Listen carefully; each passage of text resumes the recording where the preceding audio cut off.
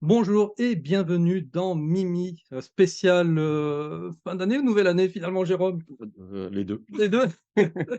Eh oui, ça sera notre première émission, de l'année avec, Jérôme. Très content de te retrouver, Jérôme, Et moi aussi Antoine. hein, Voilà. pour, ce Mimi en immersion et cette fois-ci sans moi parce que tu es parti sans moi en Égypte, Tu il pas paraît. voulu venir? C'est ça, c'est trop chaud. C'est trop chaud pour Antoine. Et donc voilà, on va découvrir un petit peu ton voyage en Égypte, tout ce que tu as découvert parce qu'avec JB, vous avez, découvert un certain nombre de choses assez intéressantes. On en a fait des kilomètres. Ouais, On en a fait des kilomètres. et on va vous partager tout ça et puis à la fin de l'émission, eh bien, avec Jérôme, on s'offrira un petit cadeau. Eh oui, parce qu'il C'est la était sous le pied de Noël, du sapin de Noël. sous le sapin, c'est la tradition, hein. Exactement. Voilà, donc si vous voulez savoir qu'est-ce qu'il y a dans nos cadeaux, eh bien, il va falloir regarder l'émission jusqu'au bout, hein, tout simplement. Voilà. Voilà. Et puis, eh bien, moi je dis, on est parti pour un petit voyage en Égypte à dos de dromadaire. Non, tu en as fait? Oui, j'en ai fait en plus. En plus. On n'a pas fait que ça. Allez, je te laisse la main, GG, c'est toi qui partages les vidéos. Bah, écoute, comme tu le disais, moi j'ai fait ce voyage en Égypte début novembre, voyage initié à la base par Jean-Baptiste. Mmh. Donc, j'ai déjà posté une vidéo sur ma chaîne russe, Ouais. la team Gros Caillou 2024, voilà, où on a fait une rétrospective de ce voyage avec tous les participants. On était 8, donc je vous invite à aller voir sur ma chaîne, cette vidéo qui va expliquer dans les grandes lignes ce qu'a marqué chacun et chacune sur ce voyage. On va refaire une vidéo plus approfondie avec JB pour, rentrer un petit peu plus en détail sur tout ce qu'on a vu, parce qu'on a vu énormément de choses. Mmh. On est parti du nord de l'Égypte, donc le Caire, tous les sites avec les pyramides et cetera, et on est descendu dans le sud de l'Égypte pour aller voir tous les temples, ce que j'avais pas fait en 2017. On a découvert plein de choses, donc je vais pas vous expliquer mon voyage, dans cette vidéo, hein, parce que sinon ça risque d'être trop long. Non, puis en plus, vous avez déjà un Mimi, avec Natacha, hein, où on avait échangé en direct live, Oui, oui, vous on était à étiez, l'hôtel, tu as guidé ou? c'était non, à À Luxor. Luxor, ouais, c'est ça. Voilà. On était dans le sud de l'Égypte. Donc moi, ce que j'ai fait pour cette émission, parce qu'on a vu tellement de choses, qu'il y a tellement à dire sur l'Égypte, j'ai voulu faire un petit focus, moi, c'est sur le granit. Voilà. Donc je t'ai pas prévenu. Non, Tu sais pas ce que je vais je vais partager. découvrir en même temps que vous. Voilà. Parce que, bon, il y a des constructions mégalithiques, en veux-tu, en voilà, partout en Égypte, et moi, bon, avec un œil averti, voilà, j'ai filmé beaucoup de choses, et surtout par rapport au granit. Parce qu'on retrouve énormément de granit sur tous les sites, tous les temples en Égypte, et donc voilà, je vous ai concocté, pas mal de petites vidéos. Alors on va monter crescendo, tu vas voir, OK. ce qu'on peut découvrir en Égypte par rapport à ce granit, et ce qui pose beaucoup de questions.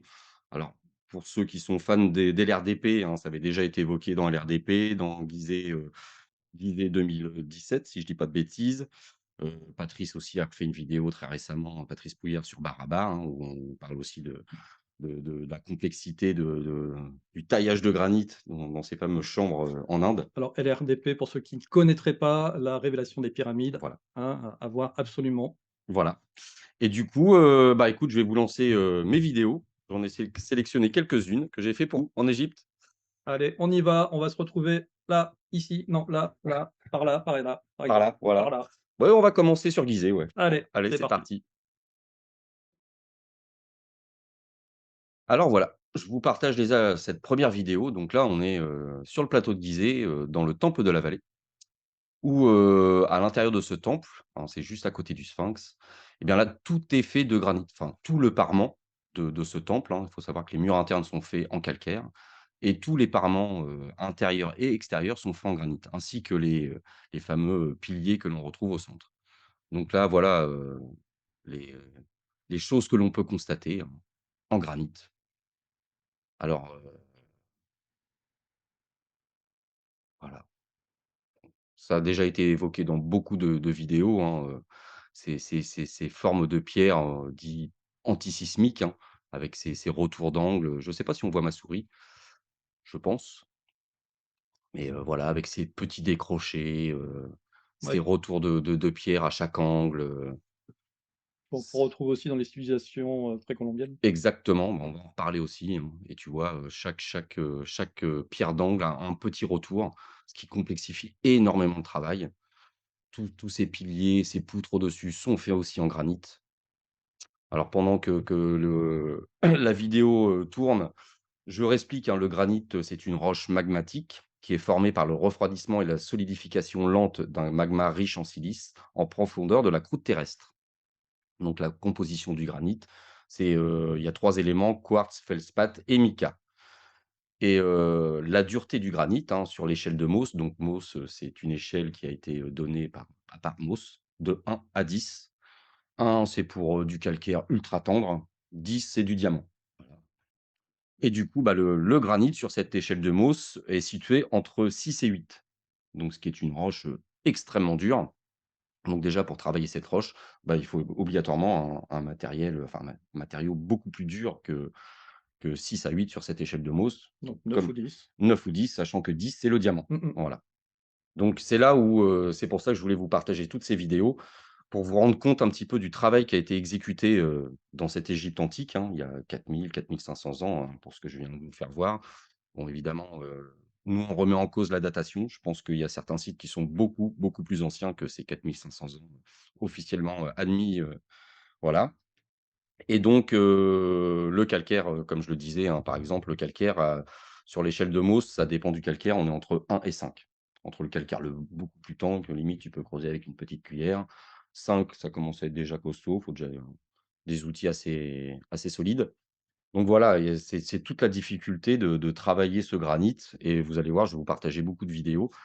Donc je vais essayer de monter crescendo par rapport, à ce qu'on peut retrouver en Égypte, tout ce qui a été fait avec ce granit.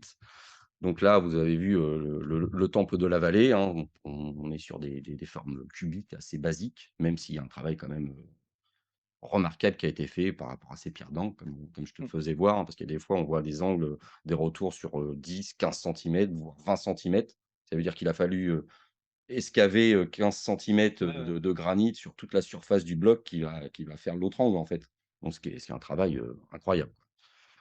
On est sur la même, de toute manière, sur la même matière que la roche chauffée? C'est exactement la même? Oui, oui, il faut OK. savoir qu'il y a beaucoup de types de granit, hein. Mmh. Bon, bah, il y a beaucoup de dolmens en France qui sont faits avec, du granit.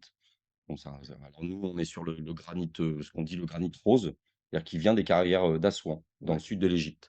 Alors justement, avant de continuer, pour vous donner une petite idée de la tâche qui a été réalisée, je vais vous partager justement. Donc justement, avant de continuer, de vous faire voir les vidéos que j'ai captées, pour vous donner un ordre d'idée, voici une carte d'Égypte. Donc là, bah, on était, au niveau de Gizeh, hein, au niveau du Caire, et la carrière, où a été extrait tout ce granit, où on va y revenir, en fin de vidéo, c'est à Assouan, environ 800 kilomètres du site de Gizeh.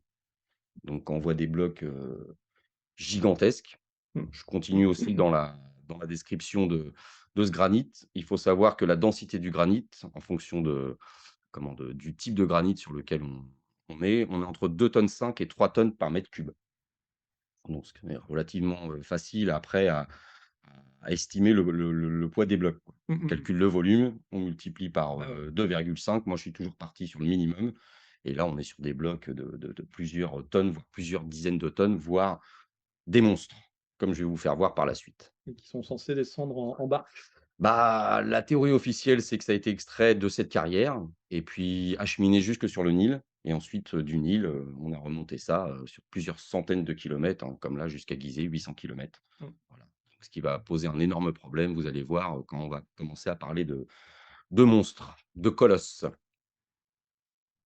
Alors, je vous parlais du temple de la vallée, au pied du Sphinx. Là, on est, beaucoup plus au sud de l'Égypte, hein. On est, au niveau d'Abydos, où là, on a le temple de l'Osirion. Alors, j'ai fait une vidéo avec Romain Priou, hein, sur ce temple. Je vous Mmh invite mh. à aller la voir sur Horus, et là, c'est pareil, tout ce que vous voyez, tout a été fait en granit. Mais là, on est sur des blocs, beaucoup plus, gros, massif. Là, on se rend pas bien Ouais, on compte parce revoit que bien aussi le pied du pilier là. voilà, Mmh. et par rapport à la taille des marches, on Mmh. a des on commence là à rentrer comme sur des blocs, beaucoup plus volumineux. Voilà, l'Osirion que nous sommes allés voir avec le temple de Séti Ier qui est à sa base. Donc là, on est, à Luxor où, il y a le temple de Karnak et au en plein centre de ce temple, alors il faut savoir que Karnak, c'est un temple mais monstrueux, gigantesque et on a ce qu'on appelle le Saint des Saints. Alors ça, c'est un temple q à l'intérieur du temple. Il faut savoir que tout Karnak est fait de calcaire, hein, en grande majorité, mais ce Saint des Saints est fait entièrement de granit. Et là, on commence à être sur un autre level aussi, parce que là, on a des blocs, tout aussi, monstrueux que Abydos, hein, que l'Osirion. Mais en plus, vous allez voir, ceux-là ont été, travaillés et gravés. Voilà, tout ce qu'on voit là, les hauts reliefs, les bas-reliefs, tout a été, sculpté, gravé, donc là, on commence à monter, d'un level dans le travail du granit, hein. Et donc j'ai fait un petit peu le tour de ce temple, hein. Vous voyez un petit peu la taille des blocs par rapport à personnes qui se trouvent à côté. Oh, on est sur 15, 20 tonnes, le bloc, quoi, hein. Ça commence à être des gros, gros bébés, quoi, hein. Donc je vous laisse découvrir, un petit peu le travail, l'exécution, sur ce granit. Donc là, on appelle ça le saint des saints. On retrouve dans tous les temples, hein, il y a un saint des saints. C'est-à-dire que c'est vraiment un petit temple au cœur du temple.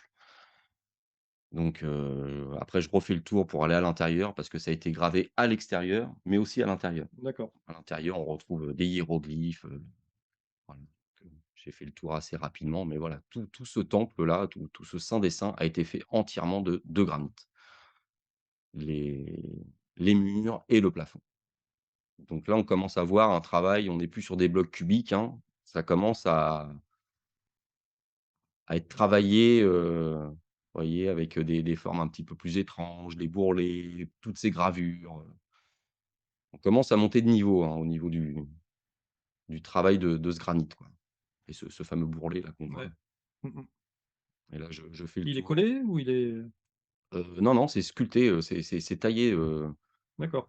tout est taillé, hein, il y a rien de collé, hein, c'est là où alors les touristes, hein, font des beaux selfies, des belles photos, Ah là là, il y en a trop de il y en a touristes, trop. poussez Ah bah, plus, ça suffira! Karnak, c'est le pire, hein. Karnak, c'est vraiment un des temples les plus touristiques, dans le sud de l'Égypte, voilà, à l'intérieur, tu vois, tout a été aussi, gravé, sculpté, avec ses hiéroglyphes, ses scènes, tous ces pharaons, ces personnages, tous ces dieux représentés, toutes ces dalles au plafond, voilà. Tout est fait entièrement de granit. Tiens, d'ailleurs, cette petite boule-là qu'on a vue sur le pilier, Mmh. je vais vous en reparler tout à l'heure. Voilà, pour vous donner un aperçu de ce qu'on peut retrouver, à Karnak. Je vous invite à y aller parce qu'à Karnak, j'ai pas tout mis, hein, parce que je voulais pas non plus faire une vidéo de 3 heures, mais il y a aussi des obélisques, immenses à Karnak. Tout fait de granit, des obélisques qui font peut-être 20 mètres de haut, truc, gigantesque, recouvert également de hiéroglyphes, voilà, je vais arrêter ici. Mykérinos, Alors là, on remonte à Gizeh, pyramide de Mykérinos, la plus petite, une qui est la moins visitée du site parce que, bah, la plupart des gens vont voir le Sphinx, Temple de la Vallée, Khéops, Képhren et s'arrêtent là. Il faut savoir que le parement de Mykérinos, c'est, la principale, la principale caractéristique de cette pyramide, c'est qu'une grosse partie du parement a été fait entièrement de granit. Voilà. Tous les blocs que l'on voit là, c'est que du granit. Avec ces sculptures, enfin ces marques étranges et les deux protubérances là, mmh on va mh. en reparler aussi parce que ça, on retrouve ça, sur des sites en Amérique du Sud, on retrouve ça un petit peu partout, dès lors qu'on est sur des sites mégalithiques, sur la planète, on retrouve ces protubérances étranges. On en voit un petit peu partout. Et au-dessus par contre, si c'est pas du granit, C'est du calcaire. c'est du calcaire. Alors il faut savoir, je crois qu'à un moment je prends un peu de recul. On voit un bloc de granit qui est assez haut, donc on imagine je vais peut-être faire une petite pause si on le voit. On va peut-être pas le voir là, mais déjà on en voit un bloc ici. Mmh mh. Mais il faut savoir que, plusieurs parce que ce parement, là, ce qu'on voit, c'est ce qui est encore en place, mais la plupart du parement s'est effondré et lorsqu'on prend un peu de recul, on voit encore un bloc, ou 2 de granit, mais très, très haut. Donc on imagine que le parement de granit, montait au un tiers, voire peut-être à la moitié de la pyramide de Mykérinos, quoi.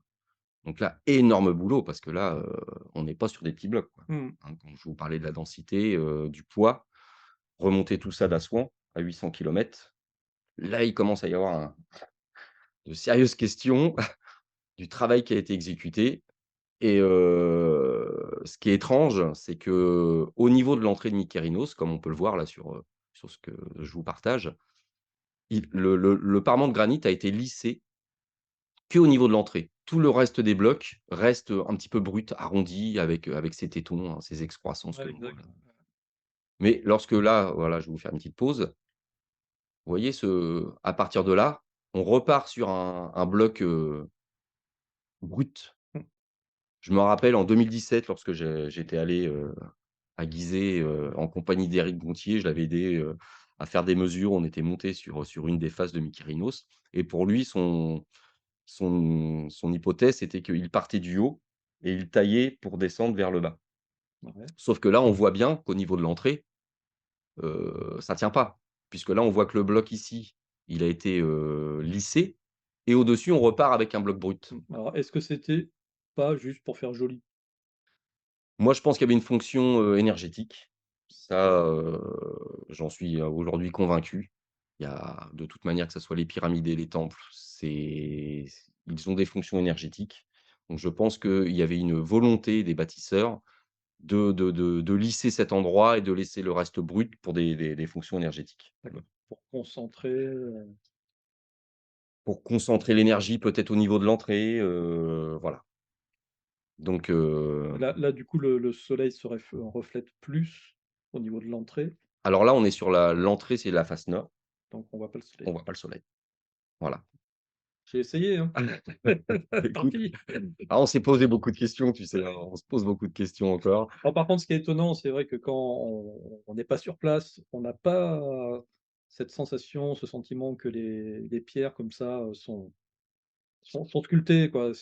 On a l'impression que c'est des blocs qui sont posés et puis Voilà. voilà, qui font une pyramide, mais toutes ces tétons, comme tu les appelles, Mmh. ces protubérances, et c'est vrai, je me rappelle très bien des vidéos qu'on a faites avec Joss où, on retrouvait les mêmes protubérances, En Amérique du Sud. en Amérique du Sud. Mais vous allez voir qu'il y a un il y a une similarité avec, l'Amérique du Sud, hein, je vais en parler plus tard. C'est, voilà, donc pour vous donner un petit peu une idée et là, tout ce qu'on voit par terre, là, c'est que des blocs, éparpillés de granit. Il D'accord. faut savoir que le plateau de Gizeh a servi de carrière pendant de nombreuses, années, si ce n'est Mmh. des centaines d'années, parce que tout le parement s'était, cassé la figure des pyramides. Bon, bah, les habitants du Caire, ont tapé dedans, hein. C'était une carrière à ciel ouvert pour refabriquer, des constructions, dans le Caire et le granit, par contre, vu que c'est beaucoup plus compliqué à extraire, à débiter en petits blocs, bon, bah, on trouve beaucoup, beaucoup de granit au pied de Mykérinos parce que, bah, c'était, Ouais. très compliqué à débiter en petits blocs. J'aurais presque tendance à dire intransportable, Et finalement. voire intransportable parce que là, comme je vous le dis, on est, Mais alors comment ont-ils fait pour les transporter? bah, ça c'est la grosse question. Parce que lorsqu'on entend la théorie officielle, hein, pour eux, ça posait pas de problème. Ils mettaient ça sur des bateaux et puis hop, tralala, on montait ça à 800 kilomètres, on déchargeait du Ah bateau. oui, Mais vous allez voir qu'on va monter crescendo dans l'immensité du granit et vous allez voir qu'à un moment donné, le transport, sur des barques et tout ça, moi, il y a un moment, j'y crois plus. Voilà. Vous allez voir pourquoi, hein. On va commencer alors là, on reste encore dans du travail à peu près, je dirais, brut, hein, tu vois? C'est pas fini, quoi. mmh, Tu vois ce que je veux dire? C'est pas lissé, c'est pas propre. Voilà. Alors là, on est à côté de Saqqara, le Sérapéum, qui est assez connu, hein. Donc tout ce complexe a été creusé, dans le assez sol. connu, assez connu. Non, je ne connaissais Tu pas. connais pas le Non, Sérapéum? Alors voilà, je le découvre. ça a été creusé, dans le sol rocheux. D'accord. Des immenses galeries avec ces alcôves et dans ces alcôves, on retrouve ces immenses coffres de granit, donc c'est pareil, qui viennent d'Assouan aussi. Pour vous donner une idée, on fait des estimations des de ces couvercles, hein, on est sur 20 tonnes, hein. Mmh Donc mh. là, on commence à monter vraiment, 20 tonnes, ça voilà et quand tu vois l'accès de ce complexe, tu te dis: «Pour aller ramener ces coffres et aller les loger dans ces alcôves qui sont, en plus, creusées, tu vois, par rapport au chemin, à la galerie principale. Mmh mh. Ces alcôves sont excavées, ils sont beaucoup plus profondes, donc il fallait, transporter les blocs dans ce complexe et ensuite les descendre dans ces alcôves et aller poser ce coffre, par-dessus. Alors la vidéo est assez sombre, hein, parce que malgré Ouais, on l'éclairage, devine. alors, C'est vrai qu'on a tous fait des déménagements, hein, on voit bien quand on descend dans la machine à laver déjà, dans l'escalier, on en chie. il faut se tourner, et cetera. Machine à laver qui fait, 70 kilogrammes déjà, on C'est ça. alors là, on est sur des 20 tonnes, c'est Mmh mh. voilà, c'est faut savoir dans le couloir, hein, C'est quoi ça? bah, c'est des excroissances qui restent sur le dessus de certains coffres. Il y a des endroits, on voit des ronds comme si, Ah, il y en a un qui allumait les lumières là. voilà, ça c'était, c'est Adeline, je crois, qui nous a éclairés. Mais, le Sérapéum, je vous conseille d'aller le voir, hein, ce site, c'est pareil, c'est incroyable, hein, c'est quand on est là-dedans, on se dit: «Mais comment ils ont été, déjà escaver, et creuser cette galerie Mmh dans le mh. sol ro dans le plateau rocheux, du de ce site et puis ensuite ramener tous ces coffres», hein, il y en a plus de 20, hein. C'est incroyable, quoi et ils sont d'une perfection, d'un poli par endroits. Il y a beaucoup de vidéos qui circulent là-dessus, hein, où des angles droits parfaits, d'un poli parfait. C'est monstrueux, quoi et c'est rien par rapport à ce que je vais vous faire voir encore par la suite. Mon Dieu, on tease, on tease! Ouais, Plus on avance dans cette vidéo, plus on en découvre et là on va à Luxor. on retourne à Luxor. J'adore! Alors là, je vous ai fait voir des blocs, on va dire cubiques, hein, ouais, bon, sculptés avec des gravures et cetera. Du Minecraft quoi. Voilà. Là, on va aller voir les statues maintenant qui ont été faits en granit et là, on voit que ça commence à monter de niveau.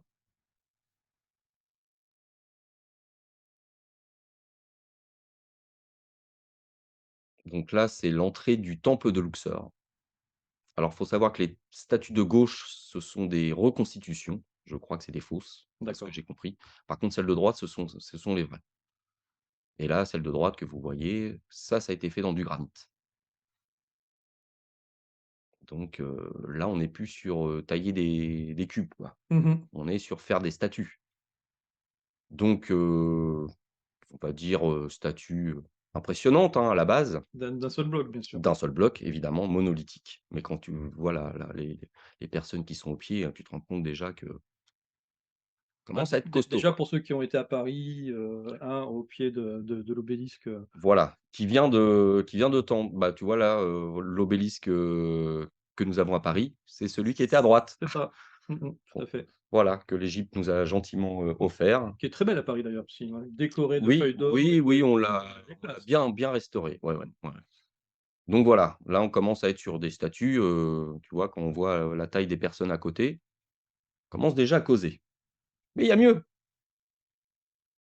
Alors là, on est dans Luxor, dans Mmh le mh. temple, hein, ce que je vous ai fait voir, c'est Ah, je l'entrée. viens de pouvoir passer Actarus. Ouais, notre JP, Jean-Pascal Rouby qui nous accompagnait, pendant ce voyage et donc là, je vais vous faire voir, là, c'est une statue qu'il y a dans ce temple et vous allez voir, voilà, elle est ici, hein, beau gros bébé aussi. D'accord. Donc déjà pour, faire cette statue, pour lui parce qu'ils sont parfaites les statues. Elle est taillée, de dos? Oui, oui et là Aussi. voilà ce qu'on a au dos et là regardez la perfection de ce qui a été taillé toujours dans le granit, hein. Il y a pas un défaut. C'est magnifique, c'est creusé profondément, hein Carrément, ouais. et voilà, jusqu'à Qui a appuyé sur le bouton là? jusqu'à faire les petites stries dans les plumes, vous voyez la perfection de ce qui a été fait, il y a pas un défaut, il y a Mmh. pas un star, il y a pas un loupé. Bah, c'est surtout que tu fais le tout, tu vois? Et puis au dernier moment, il y a le dernier L'apprenti, aïe, faut tout recommencer. Ah là, faut tout refaire. Mais là, il y a pas un défaut. C'est magnifique, quoi. Dans du granit, Mmh je vous mh. dis échelle, 6-8. Donc avec quels outils ils ont fait ça?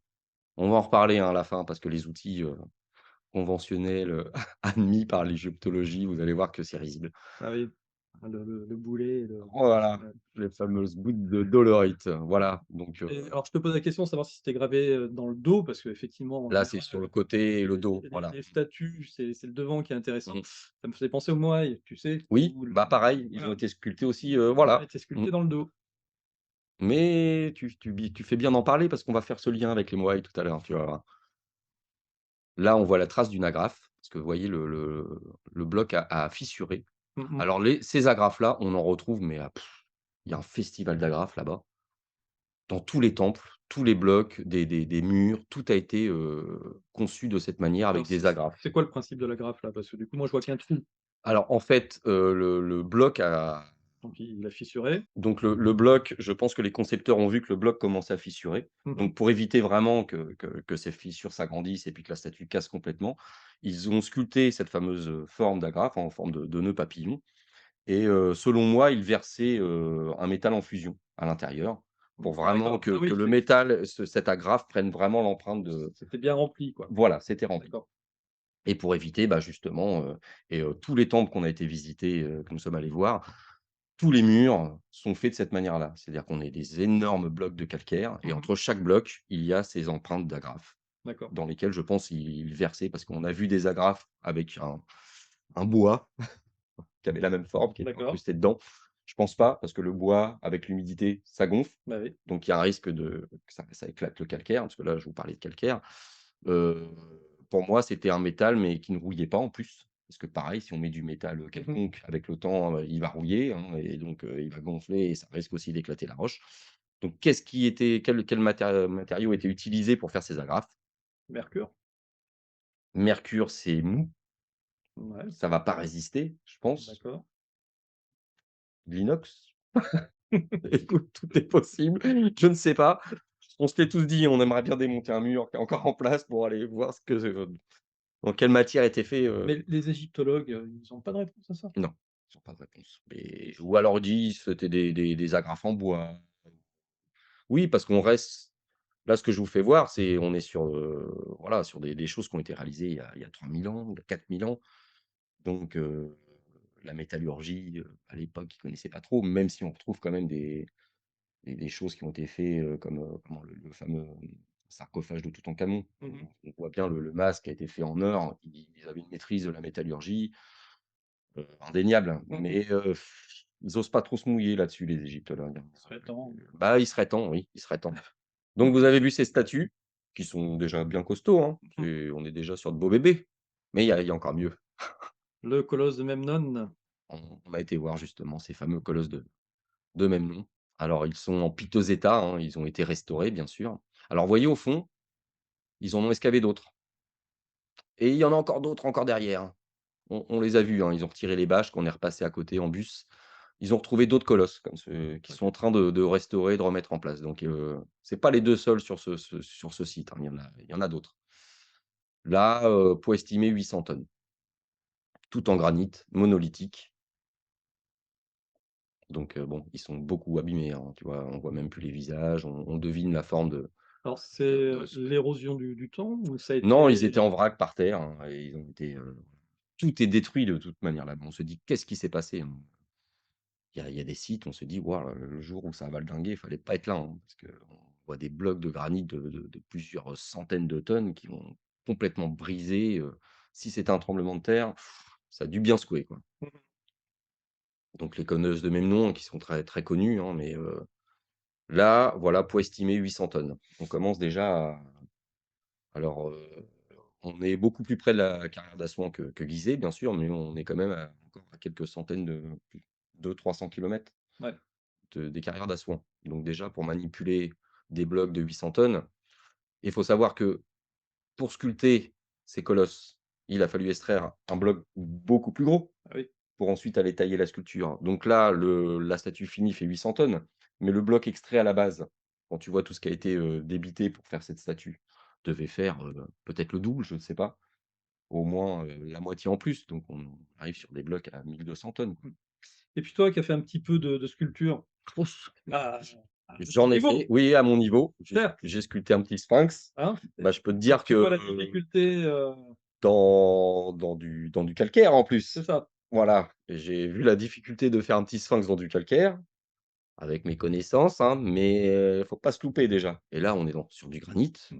On se dit, Mais qu'est-ce qui c'est ça qui serait intéressant, c'est que, voilà, c'est qu'on fasse tous un petit peu d'atelier sculpture pour justement comprendre, voilà, vraiment l'immensité de la tâche parce qu'en définitive, c'est un boulot de malade. de fou, de fou.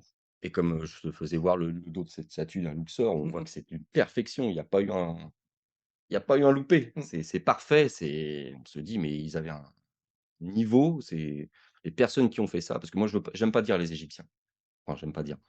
Je conçois pas que ce soit les Égyptiens, parce que tu vois, quand je pense qu'aujourd'hui le peuple égyptien, c'est des musulmans. Je pense que ceux qui ont fait ça n'étaient pas les musulmans d'aujourd'hui. Mmh mh. C'était une ancienne civilisation. Alors, Oui, c'est qui le truc, était-il? Tu vois? Mais une civilisation qui a périclité, qui bah, n'existe plus. c'est des Goa'uld. On va y venir sur l'hypothèse extraterrestre ou pas. Non, non, non, mais je pense que c'était une ancienne civilisation et qu'il y avait des techniques qui nous échappent Mmh. aujourd'hui. On ne comprend pas. Je te rappelle que j'ai mis un ovni au-dessus de le la pyramide sur la vignette, hein, il Oui, faut qu'on y arrive. on va peut-être y arriver, écoute. Alors, colosse de même nom, 800 tonnes, Mmh mh. mais il y a mieux et plus beau. Je vais vous faire voir. Alors là, nous sommes au Ramesséum, pas très loin de où se trouvent les colosses de même nom, où il y a le temple, de Ramsès. Donc à l'entrée de ce temple, alors ça, c'est ce qu'il y a sur la partie gauche, hein. Faut savoir que Swan et JP ont réussi à monter, hein, sur ce mur cyclopéen, tu vois? Alors ça, c'est du calcaire, hein, c'est des blocs, monstrueux aussi. Faut monter là comme ça en rappel? Non, non, il y a un passage, un Oui, escalier à l'intérieur du mur, et ça me fait peur. en backchichant, ils ont réussi à Mmh. à à monter. Faut backchicher en Égypte. Quand tu as de l'argent, tu peux tout faire en Égypte. Alors d'ailleurs, là, tout à l'heure, tu parlais effectivement des Égyptiens aujourd'hui qui sont musulmans. Mmh. Est-ce qu'il y a, toujours des restes de l'ancienne religion d'Égypte? Est-ce qu'il y a aujourd'hui des temples dans le Caire et cetera qui continuent à adorer, les anciens dieux? Ah, pas du tout. C'est Aujourd'hui, ils c'est ont que été des mosquées. complètement, Voilà, voilà. Aujourd'hui, on a que des mosquées. C'est la religion musulmane d'accord. qui est, Donc vraiment omniprésente là-bas. l'ancienne religion Ah, égyptienne a complètement a été enterrée. complètement été enterrée, disparue. Il y a plus aucune. Alors voilà, j'ai fait une petite pause, hein. Voilà, le colosse du Ramesséum. Vous voyez là, c'est Ouais, les restes d'une statue. oui, c'est ramassé, ouais. Là, on voit les bouts des pieds. Mmh. Je vais relancer la vidéo. Alors cette statue a été posée sur un socle en granit également. Bon, JP nous donnait ses explications. Vous voyez le socle qui est là, hein, sur lequel était posée cette statue de granit, hein, toujours, hein. Le socle est également en granit, hein. Je vais m'approcher, vous allez voir. J'ai fait une estimation du poids de ce socle. Mmh. Cinq Juste le socle, hein? Juste le socle, 500 tonnes. D'accord. En partant sur, mon 2,5 tonnes par, Ouais, mètre ouais, cube, hein, tu c'est vois? En misant le minimum. C'est simple, hein, hauteur, fois largeur fois mmh profondeur. mh. Vous avez le volume en mètres cubes fois 2,5. On est sur 500 tonnes, le socle de granit. Alors là, on est sur un gros cube, hein, ça reste, mais le colosse de même nom, ils ont du mal à estimer son poids. La hauteur, je crois qu'on est sur, entre 20-25 mètres de haut, et il est monstrueux. Vous voyez les doigts de pied là? On est encore sur, plus grand que les colosses, de même nom, Mmh. et lui, bah, il a valdingué par terre, il est complètement brisé. Ils ont mis des étais pour le soutenir, par endroits, et alors tu vois là, les gravures que l'on voit là, pareil, c'est d'une perfection, tout dans le granit. Bon alors ça a bien pris, Tu as les fait une petite pause là? le temps, Hop, voilà. là. Donc Parce que juste, quand on regarde l'arrondi de la demi-sphère ouais. qui est dans le cercle, Mmh, mmh mh. rien que ça, ça signifie qu'il a fallu, creuser, graver, polir Polir. et polir de façon à avoir un arrondi qui est parfait. Parce que quand Oui. tu regardes Mmh. la sphère, c'est vraiment Mmh. une Mmh. demi-sphère qui me semble parfaite. Mmh. L'impression que ça donne, en fait, on a l'impression que le granit était mou et qu'ils avaient, tu sais, comme nous les jeux qu'on Ah, avait quand on était gamin avec les oui, pâtes oui. à modeler là, Ouais, ouais. c'est hop, ça. tin, tu faisais une impression. Les Makō-bougies, Voilà, c'est vraiment l'impression que ça donne, quoi. mais Comme clairement, si ça avait été, moulé et imprimé avec les formes, déjà, c'est exactement ce vers quoi je voulais aller, c'est ouais, quand on regarde ça, tu tu vois? Voilà et c'est alors ça, ce symbole-là, croix de Hank et pyramide, on le retrouve partout, partout, partout, partout, sur tous les temples, on retrouve ce symbole. Voilà, alors ça me là, fait tu penser, à Stargate, au symbole de la Terre, mmh, il me semble ça ressemble à ça. donc tu vois les bouts de doigts de pied, bon alors là, on se rend pas bien compte sur la vidéo, mais qui sont énormes. Le bout du pied, il doit faire, je sais pas, Mmh mh. 80 mètres, quoi. Donc on imagine la statue. La statue, elle est voilà, là, c'est un morceau de l'épaule. Tu vois, là, c'est juste le haut de l'épaule, c'est monstrueux, c'est gigantesque, tout en granit. Et là, le poids de cette statue, les égyptologues ont du mal à se mettre d'accord, mais on est sur plus de, je dirais, plus de 1000 tonnes, peut-être 1 500 tonnes, la statue. Mmh, mmh mh. Et comme je te l'ai expliqué tout à l'heure avec les colosses de même nom, le bloc dans lequel on va creuser cette statue, si tu rajoutes la moitié du poids du bloc, de base, on arrive sur des blocs de 2000 tonnes. Ouais, bien sûr. Tu vois ce que je veux dire? C'est monstrueux, quoi, Et c'est monstrueux. et surtout, Tu vois, là, c'est l'épaule, là, sur l'épaule aussi a été gravé, ouais, mais c'est les mêmes. c'est Tu as vraiment l'impression qu'ils ont pris un moule et et quoi, une tout marque et c'est la voilà. même qu'ils appliquent Mmh, partout. mmh, mmh. Elle est exactement pareille partout. Et quand tu te dis que, effectivement, faire tomber, heu, une pierre comme ça, Ah bah, pour et le donc là, le temple a été restauré, hein, tu vois, on voit les traces de restauration, mais tout est en vrac. On se dit: «Qu'est-ce qui s'est passé?» mmh, Comme beaucoup de sites à travers le monde. Comme ce que j'ai vu à Minorque aussi. À Minorque, tous les sites sont tout à voler dans tous les sens. J'en ai beaucoup parlé, hein, moi, pour moi, il s'est passé quelque chose de planétaire à un moment donné. un petit déluge. Gros, gros déluge, hein. Fallait pas être là, hein. Je pense qu'il y a pas eu beaucoup de survivants derrière tout ça, hein, parce que c'est ça fait peur, quoi. Mmh Quand mh. tu vois, des statues comme ça qui ont plus de 1000 tonnes sur leur socle de 500 tonnes, pour qu'elles aient volé comme ça et qu'elles se soient brisées en tu te dis: «Waouh, qu'est-ce qui s'est passé, quoi?» Ouais, clairement, oui. C'est pas le petit tremblement de terre, hein, c'est là, faut revoir l'échelle des tremblements de terre, hein. L'échelle de Richter, là, on était sur 20, quoi. Et puis sur 7 ou 8 là, hein, c'est voilà. Parce qu'elle est pas complète, le reste de la statue, Ah bah, il y a des morceaux un peu partout en vrac, ah non, non, elle est complètement cassée, il ouais, reste plus qu'un c'est-à-dire en vrac, bah, il y a un bout d'épaule à ce par-ci. niveau-là Oui, ou en oui, vrac, un peu partout, un peu 500 partout. mètres plus loin? Bah, pas 500 mètres plus loin, mais il y a des blocs un peu partout cassés dans tous les coins et c'est impossible à restaurer. Quand tu vois Mmh. la taille des blocs, tu peux pas restaurer ça. Tu peux pas le remettre debout comme, les colosses de même nom. Tu vois Ah ce que ouais. je veux dire? C'est ou alors il faut des grues gigantesques et des moyens, que l'égyptologie aujourd'hui n'a pas Mmh. et ils ont préféré étayer les bouts qui restaient et puis, bah, ça restera comme ça, quoi. Voilà. Alors celui-là, je vous ai fait voir le colosse du Ramesséum, hein, qui est en vrac, tu vois pas trop à quoi il ressemblait. Il y a, dans un musée, là, on est au nord de l'Égypte, hein, on voulait aller sur le site, où il y a la pyramide rhomboïdale et la rouge, sur, Dachour et faute de temps, on n'a pas pu y aller, mais on a été visiter ce musée, à l'intérieur duquel ils ont entreposé voilà. Mmh.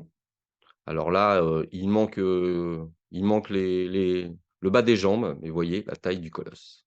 Tout en granit aussi, tu vois?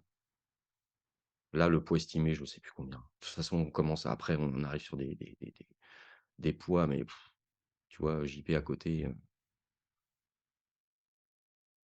et la perfection, le poli, pareil, aucun défaut. Regarde les petites stries de la Jupiter, Ouais, elles sont exactement. Bon là, parallèles, quoi, elles sont toutes espacées de la même, donc là, j'avais fait une petite vue du haut, je vais redescendre et puis la prendre un petit peu plus, d'un petit peu plus près pour que vous voyez un petit peu le rendu. Je vais avancer un petit peu, hop, voilà. La main, les proportions, tout est parfait, tout est parfait. Pareil, les hiéroglyphes qui ont été sculptés, tout est poli. On est dans du granit, quoi. non, on voit bien au niveau de l'épaule, Tu vois? mmh. Voilà. Regarde l'oreille, la perfection des stries, de la coiffe, fameuse barbichette là, c'est les yeux, c'est, remarquable. Ce travail sur ce granit, mais c'est on est sur un autre niveau quoi encore, hein. On n'est pas sur des blocs cubiques là, on est vraiment sur des statues quoi, polis, parfaits.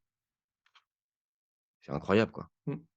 Alors, On va à Swan? voilà, maintenant je vais vous faire voir, nous on a été voir ça quasiment en dernier et c'est là où on se pose de grosses questions, parce qu'on voit tous ces blocs de granit un petit peu partout, sur tous les sites, ces statues magnifiques et on arrive à la fameuse carrière d'Assouan, où a été extrait tout ce granit.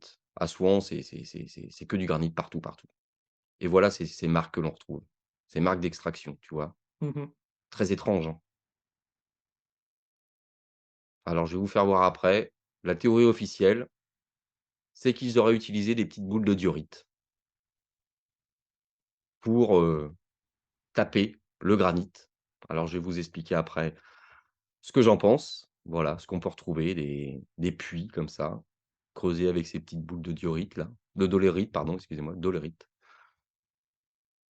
Je vais en filmer une autre, hein, parce que creuser ça avec une boule de dolérite, à la fin tu te tiens l'ouvrier par les jambes, hein, pour aller creuser et tu vois ces marques, ces traces là, étranges que tu retrouves? Mmh mh. Comme si le granit était mou et on avait une cuillère géante pour aller creuser tout ça, quoi. C'est pareil, à un moment, je vais filmer un autre petit puits, je vais avancer. Voilà, celui-là, regarde, avec pareil ces marques, tu vois, ces marques de carrés là. Ça fait, aller 70 centimètres. Comment tu vas creuser un puits comme ça avec des boules de dolérite? À la fin, comme je te dis, tu tiens l'ouvrier par les jambes, puis il a la tête en bas, puis il tape, puis il extrait la poussière, enfin c'est incompréhensible et on retrouve ces marques étranges partout, tu vois? C'est comme si la roche était molle et qu'ils avaient creusé ça d'une simplicité, déconcertante. Alors je vais faire une petite pause, je vais vous partager parce que, bah, sur ce site, d'Assouan, on retrouve bien évidemment, hop, où est-ce qu'il est? Le petit obélisque. Alors oui, je vais vous partager le petit obélisque parce que je crois que j'ai pas mis le grand obélisque. Voilà, ça c'est pareil. Il y a l'obélisque inachevé et lorsqu'on ressort du site, bah, il faut sortir un peu des sentiers battus et là vous avez un autre obélisque qui avait commencé à être creusé. Voilà. Regardez un peu ces formes étranges d'excavation, avec ces marques toujours. Tout ça, vous allez voir avec quelle petite boule.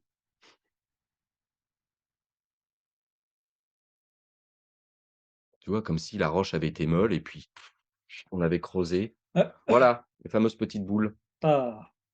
C'est avec ça qu'ils ont fait ça, Beh, oui. hein? On est d'accord? Alors pendant que je vous laisse défiler l'image, il y a quelques endroits du site, on voit un bloc de granit posé avec ces boules de dorite par terre, de Mmh mh. dolerite et ils expliquent, tous les touristes que c'est avec ça et tu peux prendre une boule de dolerite et taper sur le granit. Alors moi j'ai dit: «Bah, à ce moment-là, s'ils pensent que ça a été fait comme ça, le plus simple du monde, c'est de faire une expérience». On prend un bloc de granit très propre, hein, 1 mètre de haut, par, Mmh mh. plusieurs centimètres de large et de long. On le pose avec un chronomètre à côté, des boules et chaque touriste qui vient, on enclenche le chronomètre et allez-y, tapez et quand ils ont fini de taper, on arrête le chronomètre.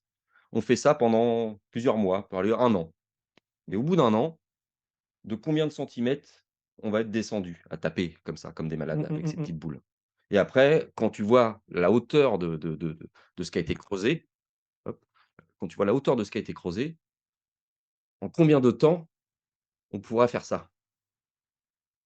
Avec Ah! leur théorie. Ce qui est ce qui Là, est on va arriver sur des centaines de jours, voire je suis sûr on est sur des milliers de jours. Donc cette histoire d'excavation avec ces boules ne tient pas et je vais vous expliquer pourquoi ça ne tient pas. Eh bien, pourquoi l'histoire officielle pense que ça a été fait avec ces boules? D'où viennent ces boules de dolorite? En fait, ce que j'ai compris, suite à de nombreuses recherches, ces boules de dolorite sont naturellement noyées dans le granit. C'est-à-dire que comme je vous expliquais, le granit, c'est une roche magmatique qui se forme, depuis il y a des milliers d'années de ça.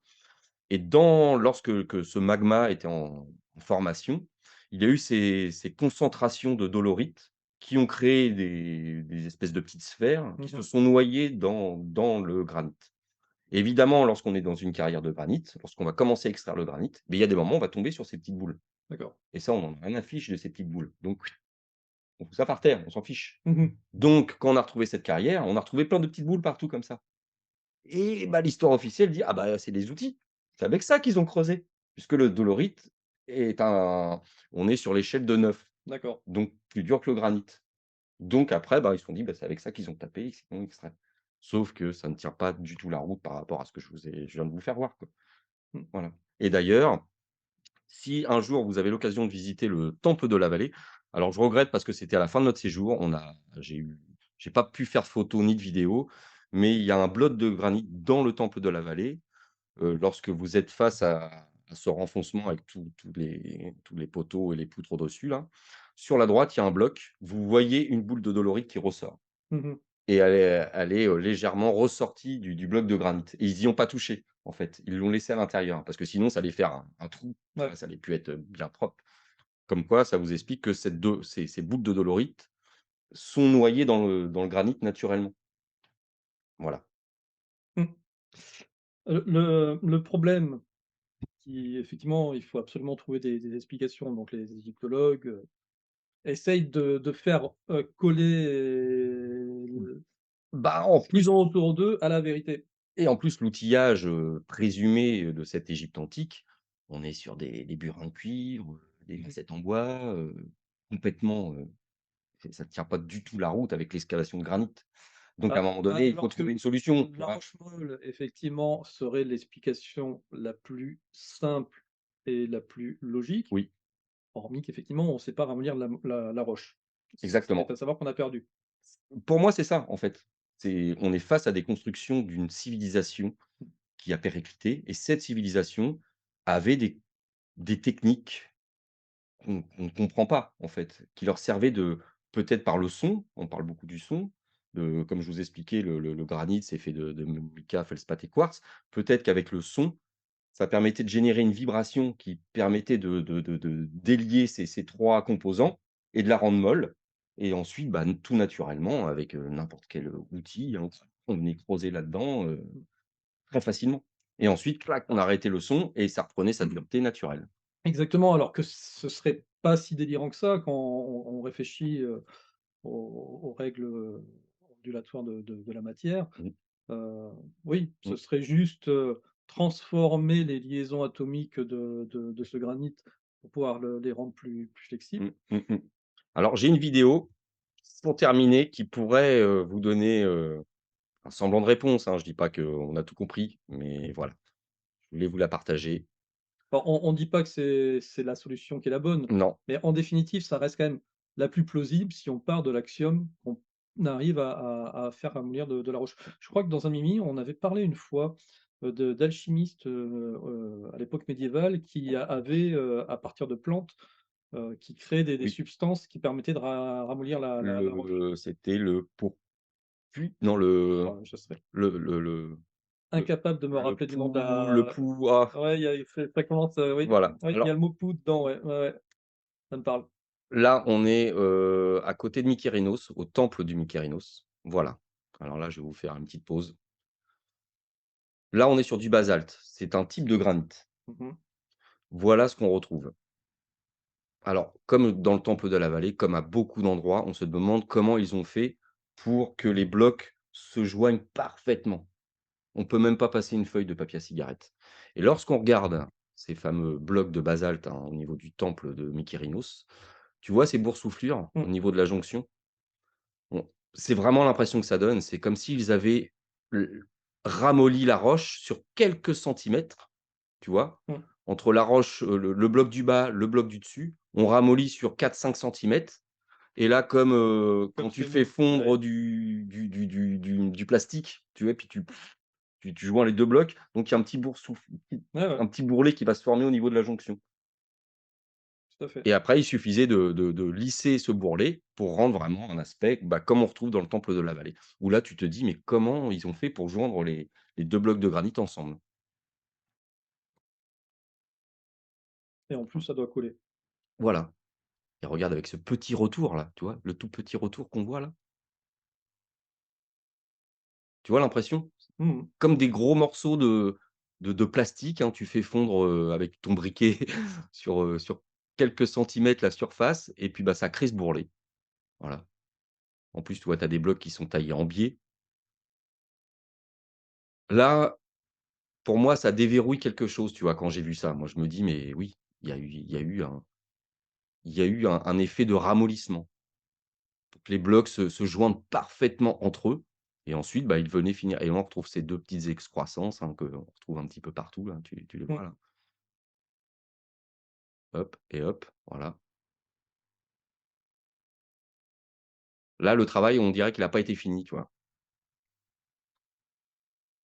C'est ce qui expliquerait pour moi cette technique de liaison entre chaque bloc parfait. C'est de un moyen de ramollir la roche sur quelques centimètres, sur le bloc du bas, sur le bloc du dessus, sur les blocs de côté. Tu les mets les uns contre les autres. Ils se joignent parfaitement les uns contre les autres. Il y a plus un vide d'air et ensuite clac, tout redurci et puis, bah, là, tu viens finir ton travail de lissage, pour avoir des blocs parfaitement lisses comme on retrouve dans le temple de la vallée, par exemple. Ouais, Voilà. il va falloir creuser ça, sans faire de jeu de mots. Creuser le sujet. Voilà ce que je voulais vous partager par rapport à toutes les choses, que l'on peut voir, Regarde, il est là, la tête d'alien, tu l'as pas vu? j'ai pas vu. L'appareil Dolly. Ah bah, ouais. Je vous la Tu serais remettrai venu dans le désert avec nous, tu ouais. tu t'en serais donné à cœur joie avec des pailleries d'Oli, hein. Voilà ce que je voulais vous partager parce que moi je trouve ça, je vous dis, hein, les touristes, ils viennent, ils font des selfies, mais ils se posent pas beaucoup de questions. Parce que les questions qu'on va se poser, c'est comme je vous faisais voir les carrières, la carrière d'Assouan, le moyen d'extraction des boules de diorite existe, c'est pas possible. Ou alors il faut taper pendant des milliers d'années pour arriver à faire ces encoches. L'extraction après, hein, dans le comment voilà, la carrière d'Assouan, il y a ce fameux obélisque, inachevé, pour estimer 1 200 tonnes. Regardez des photos sur internet. En plus, il est dans une gangue, donc tout est creusé autour pour lui donner cet aspect, quasi fini de forme d'obélisque. Après, il faut le sortir de la gangue. Il y a rien sur les côtés qui a été Mmh mh. creusé. Ça aurait été beaucoup plus simple qu'il commence par le côté déjà pour dégager le passage, pour ensuite le faire glisser. Là, non, ils ont creusé tout autour. Donc après, il faut le soulever, 1 200 tonnes, le sortir. Mmh. On est à plusieurs, centaines, voire je vais peut-être kilomètres du Nil. Il faut le ramener au bord du Nil, 1 200 tonnes, le monter sur le bateau. Ouais, Et quel bateau! des roseaux. Oui, parce que, quand vous mettez un bloc de 1 200 tonnes sur un bateau, vous avez intérêt que le bateau soit bien équilibré parce que sinon, tout de suite, si vous le mettez trop à gauche, ça va chavirer. Mmh mh. Ensuite, tu remontes sur 800 kilomètres et tu vas le redescendre du bateau, du port, le remettre à quai et puis le mettre dans un temple, voilà. Le problème du transport, le problème du taillage, comme je vous disais, les boules de diorite pour extraire, OK, mais là, pour sculpter ce que je vous ai fait voir là, les fameux colosses où c'est d'une perfection, c'est d'un lissé parfait. Qu'est-ce qu'ils ont utilisé comme outil pour faire ça? Il y avait plus de boules de diorite pour faire ces petits hiéroglyphes parfaits là. Existent les boules de diorite. Tu vois ce que je veux dire? C'est là, franchement, il y a une malhonnêteté intellectuelle de la part de l'égyptologie classique et des historiens de nous continuer parce que moi, quand j'écoutais encore les guides qui emmènent les touristes à la carrière d'Assouan et qui répètent cette histoire sans cesse avec les boules de diorite, j'ai à un moment donné, il faut arrêter, quoi. Il faut arrêter de prendre les gens pour des cons, quoi. Excusez-moi l'expression, faut dire: «On ne sait pas», mais pas dire que ça a été fait avec ces boules-là. Ces boules venaient du granit, hop, bah, il y a une boule, on s'en fout, hop, on la fout à côté. Mais ils ont utilisé une autre technique pour extraire tout ça. Quelle technique ils avaient aussi pour, alléger la pierre parce que 1 200 tonnes, sacrée grue quoi, hein. C'est pas des petits Égyptiens en caleçon, pieds nus, avec des cordes et des traîneaux qui vont bouger 1 200 tonnes. Donc comment ils ont transporté? Comment et ensuite ils ont érigé les statues? Comment ils les ont sculptées? Comment ils les ont polies? Voilà, je vous renvoie alors on parlait tout à l'heure, tu me parlais d'Amérique du Sud. Heu, rappelez-vous dans LRDP, à un moment, ils font voir même sur l'île de Pâques, un moyen inachevé. Mmh. On retrouve ces mêmes formes. que je vous ai fait voir la carrière d'Assouan. C'est ces mêmes formes de comme si ça avait été creusé, à la louche. On retrouve les mêmes formes. Gibert a retrouvé aussi les mêmes formes en Amérique du Sud, à certains endroits. Donc ils avaient une technique d'extraction, cette civilisation antédiluvienne, hein, on parle là-dessus, une civilisation antédiluvienne, ils avaient des Allez, techniques, lâchons le mot. ouais, ouais, antédiluviennes qui n'existent plus, qui avaient des techniques et d'excavation et de transport et de taillage qui nous échappent. Aujourd'hui, franchement, dire que ça a été fait avec les outillages qu'on retrouve, dans les musées, d'Égypte et cetera, non, faut arrêter, faut pas prendre les gens pour, voilà. Aujourd'hui, vous parlez avec des tailleurs de pierre. Alors je vous invite aussi à voir l'excellent film Barabar, hein, parce que là, on est encore sur un autre niveau. Moi, je vous ai fait voir que des choses qui ont été, dégrossies dans le granit. Mmh. Barabar, c'est des chambres qui ont été taillées dans le granit et quand tu vois la perfection des chambres, la symétrie, le poli parfait, là, on est encore sur un autre niveau. C'est encore autre chose, quoi. Donc voilà, pour moi, toutes ces choses ont été faites par une civilisation antédiluvienne et quand tu vois l'état des sites, comme je te faisais voir le Ramesséum, là, quand tu vois tout a volé, tu te dis: «Mais qu'est-ce qui s'est passé?» Il y a eu un cataclysme planétaire pour moi, ça a été quelque chose de Bah, très violent. des cataclysmes planétaires, il y en a eu au moins 3, voire plus. Donc ça signifierait qu'effectivement, ils ont été construits, bâtis avant ces Oui, cataclysmes mmh, et donc le dernier connu, c'était -12 000, le Drias récent, oui, hein, celui qui a mmh. qui a qui a ou qui aurait, on va dire balayé, la civilisation atlante. Mmh. Donc Il y a le déluge aussi qui est estimé à -7000, mais c'est ça. On moi là, on est sur quelque chose de très, très violent, quoi. Très, très violent. Parce que je te dis, quand tu vois des blocs de plusieurs tonnes, hein, comme je te dis, les temples étaient faits avec des monstres de calcaire, hein, tous assemblés avec des agrafes, les salipostiles avec ces énormes colonnes qui font 15-20 mètres de haut avec des poutres de 20-30 tonnes dessus. Comment ils ont fait pour monter ça, hein? On a été sur le temple de Dendera, il y a le plafond aux 4 coins, j'ai vu des blocs monstrueux en calcaire, on est à 25 mètres de 30 mètres de hauteur, hein, sur le toit de Dendera. 50 tonnes le bloc. mmh, Comment ils ont fait pour monter, sur le toit des blocs de 50 tonnes? une civilisation de géants? Non, pour moi, c'est une civilisation, antédiluvienne, peut-être nous avant, qui avions des techniques, un savoir qu'on a complètement perdu de toute manière, je le rappelais à Quentin, l'autre fois on faisait une émission là-dessus, on en parlait, je lui disais: «Bah, tu vois, tu as une belle montre connectée, c'est un condensé de technologie». Je fais: «Demain, il se passe quelque chose de un cataclysme planétaire, hein, tu seras incapable de refabriquer ta montre». Tu Mmh, vois? C'était un condensé de savoir qui a fait qu'on arrive à ça. Là, on est dans le même principe. C'est des condensés de savoir qui ces gens-là ont été capables de faire ces monuments, ces choses extraordinaires qui, pour moi, on serait incapable aujourd'hui de refaire la même chose. Ou alors, bah, faut faire un boulot, mais on ne saurait même pas par où commencer, je pense. c'est clair. Non et puis quel, roi ou empereur ou pharaon humain, s'amuserait à construire quelque chose qu'il ne verrait pas de son vivant? Tu vois, Exactement, il exactement. s'amuserait pas à construire Mmh. des pyramides pour, Ah puis leurs descendants. À mmh. la base, c'est pour leur gloire à eux, donc Oui, ils veulent avoir quelque chose qui soit rapide. puis c'est ce que j'expliquais dans mon livre, c'est un peu glauque quand même la vie d'un pharaon. Tu te fais construire ta tombe, quoi. Toute ta vie, tu es basée sur, «Je me fais construire ma tombe», donc tu penses qu'à ta mort, en fait Mmh, et à la gloire que tu vas laisser après ton vivant. Enfin, je veux dire, il y a peut-être autre chose à penser, quoi mmh, et bon, moi, on était convaincus que les pyramides, ce sont on va dire des centrales énergétiques, hein, je mmh, mâche pas mes mots et ce que j'ai découvert au niveau des temples, on est sur le même principe, mais d'accord. des choses différentes, mais on est sur un principe énergétique aussi. Est-ce que ça sentirait pas un tome 2 Eh cette histoire? bien, je vous avoue Ah ça qu'il a commencé. ça te gratouille, hein? C'est parti. Je Ah! suis dessus. Voilà, je suis dessus. Donc 2025, Ah bah, écoute, c'est un gros boulot d'écrire un livre, hein, bon 2026, allez, on lui met pas la pression. voilà. Non, alors je serai peut-être un petit peu moins présent, sur les réseaux sociaux et sur YouTube, en 2025 parce que oui, j'ai commencé l'écriture de cet ouvrage et je voudrais, ouais, que ça soit peut-être fini à la fin de l'année donc Mmh, ça demande du temps. bien. Voilà, Ah bah, super. Bah, écoutez, j'espère les amis que cette aventure, au cœur de l'Égypte vous a plu. En tout cas, moi, ça m'a permis de de voyager un de peu. voyager, ouais, ouais, ouais, et de voir un petit peu tout ça, parce que c'est vrai que Mais on se rend pas compte, hein, quand on non, voit non, non, non. des vidéos, des photos sur internet, ou même dans des livres, on se rend pas bien compte. Faut vraiment aller sur place. et lorsqu'on a un œil averti et qu'on voit on se dit: «Mais qu'est-ce qui a fait ça, quoi? Mmh. Et qu'est-ce qui s'est passé pour que tout ait volé comme ça?» Mmh. Donnez-nous vos théories, hein, si vous en avez, partagez-les avec nous, on sera ravis de pouvoir les lire dans les commentaires ou en direct, si vous êtes sur l'avant-première. Hem, eh bien Jérôme, je pense que c'est l'heure, des Des cadeaux, cadeaux! des Des cadeaux! cadeaux! Vous l'attendiez tous, en fait, il y a rien à foutre de l'Égypte, Ah, mon hein. granit, tout ça, ils s'en fichent, Voilà, ils ont fait voir pop cadeau. jusqu'à plus 45 minutes. Qu'est-ce qu'ils se sont Qu'est-ce qu'ils se offerts? sont offerts les 2 cons?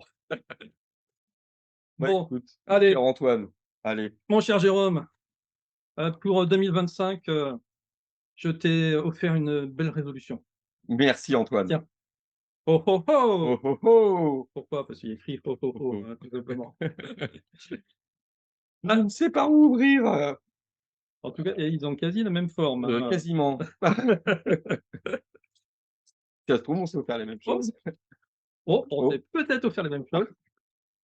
Ah, je dis que ça ressemble à du pop. mmh, Mmh, brûle, brûle. mmh, mais serait-ce, ouais, oui, ça y est, je sais ce que c'est. The Moth of Sauron. Ah, mais c'est très, très gentil, Jérôme, Bah, pour écoute, fêter ma nouvelle chaîne, Tolkien Collection. bah, hein, Ah, vraiment, c'est super. celui-là, je l'ai trouvé sympa. Ouais, ouais, il fait un peu peur, hein, Il fait mais peur, mais voilà. la bouche de Sauron. Beh, merci beaucoup, Jérôme. Alors moi, je ne sais pas encore, mais Ouais, vous faut avez vu essayer. mon Attention, hein? un bel œil, Ouais, hein. j'ai oublié des petites pattes dessous, mais Qu'est-ce que c'est-il? ah, ah, Mmh mh. bon, c'est la même forme. Mmh Je mh. crois que c'est un peu Oh! aussi. C'est pas possible. Ouh, mais oui! Eh, Voilà, le lapin le blanc. lapin blanc, hein, qui nous Z poursuit Qui partout, que tu as poursuit même vu que en j'ai Égypte. même vu, dans le désert en Égypte. Voilà. Exactement. Ah ouais, super. Et tu sais quoi? Ah bah, oui, et puis Il celui-ci, tu vas pas le trouver, voilà, il est assez rare, et puis c'est ma résolution d'être à l'heure, cette année, en plus, en plus, hein, et je confirme, il était à l'heure. pour une fois. Merci Antoine. Ouais, je t'en prie. Ah, bon Jérôme, donc bon, j'espère quand même que tu feras quand même quelques petites émissions sur Mais bien sûr. hein, et puis, D'ailleurs, je suis en train d'en préparer une avec Jean-Baptiste sur justement notre voyage en Égypte, hein, parce que j'en ai déjà posté une, la team Rocaillou, mais on va revenir un petit peu plus en détail avec JB sur, mmh, tout ce qu'on a vu, les temples et cetera. pour 2025 de toute manière, on continuera à se retrouver, au moins, sur, et si on parlait vraiment d'ufologie avec Stéphane Royer, et vraiment merci tous les amis, hein, vous avez été plus de je crois plus de 20 000 au moment où on vous parle à regarder cette émission, Mmh. ça nous fait extrêmement plaisir. Heu, on fera aussi un petit tour du côté du festival de Cajar, Exactement, hein, oui, qui est en pleine préparation. Le programme est bouclé et Violette et Christophe nous ont concocté un beau festival, je pense. c'est Voilà, ça, il y a donc des belles têtes d'affiche, ça va être sympathique. ouais, exactement, on vous en parlera, alors on fera une émission, dédiée, avec, Jérôme et puis bien entendu, Christophe et Violette.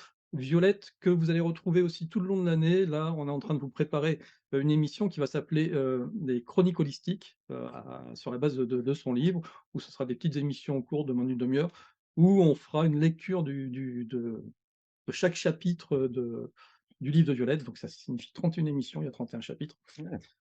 Il y en a pour 2 ans, hein, mais voilà. Vous retrouverez Violette sur la chaîne assez régulièrement. Autre actualité aussi, vous allez retrouver, Liliose, là aussi vous lui avez fait un très, très bel accueil, hein, sur la dernière vidéo qu'on a postée, sur son émission pour, les Les mondes mondes invisibles. invisibles, Mmh. tout à fait. Voilà, donc qu'on retrouvera une fois par mois. Amel aussi, qu'on devrait retrouver dans les lettres de l'âme. Et puis bien entendu, chaque semaine avec, Natacha, vous allez nous retrouver pour, le Mimi hebdomadaire, où là aussi on va repartir sur un format plus court, hein, d'une demi-heure. Parce que sinon, ça fait trop de boulot Mmh. de montage, et puis comme on essaye de diversifier et d'enrichir la chaîne cette année, voilà, on va vous proposer de belles choses. On vous en reparlera au fur et à mesure, que l'année se déroulera. Eh bien Jérôme, à très bientôt. Passe À une très très bientôt. bonne année 2025. Également Antoine, Voilà, hein, et puis, comme on dit toujours, la santé surtout, non, le fric. le fric, Ouais. attention tes petits doigts de pied. Et puis, à très bientôt les amis, passez un bon week-end. Ciao, ciao. Ciao, ciao.